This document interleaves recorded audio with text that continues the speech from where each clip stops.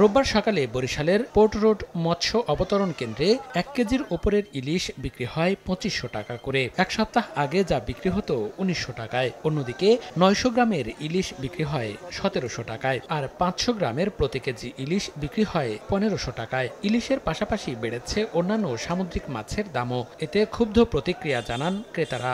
অবৈধ অর্থ আয় করে, এরা ছাড়া আমাদের পক্ষে কিনে খাওয়া এটা কমার পক্ষে সম্ভব না কোনোভাবেই। ইলিশ মাছ ১০০০ টাকা কেজি, ১২০০ টাকা কেজি কিভাবে খাবো? ইলিশ মাছের এভাবে দাম চললে হয়তো গরিবে ইলিশ মাছের ছবি দেখবে, কিন্তু খাইতে পারবে না।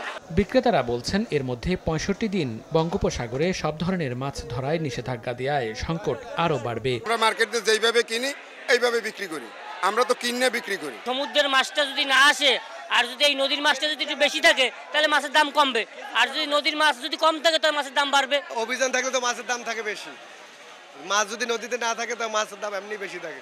সাগরের নিষেধাজ্ঞা শুরুর আগে চাঁদপুরের প্রধান পাইকারি মাছ বাজার বড় স্টেশনে ইলিশের দেখা মিললেও পরিমাণে তা কম বলে জানান ব্যবসায়ীরা। হালকা পাতলা কিছু মাছ হইতেছে, প্রায় ২-৩০০ মনের মতো হয়, তো ম্যাক্সিমাম মাছগুলি ছোট।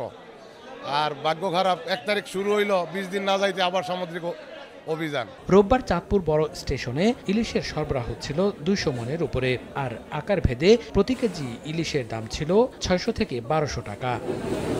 মনিরুজ্জামান প্রান্ত, সময় সংবাদ।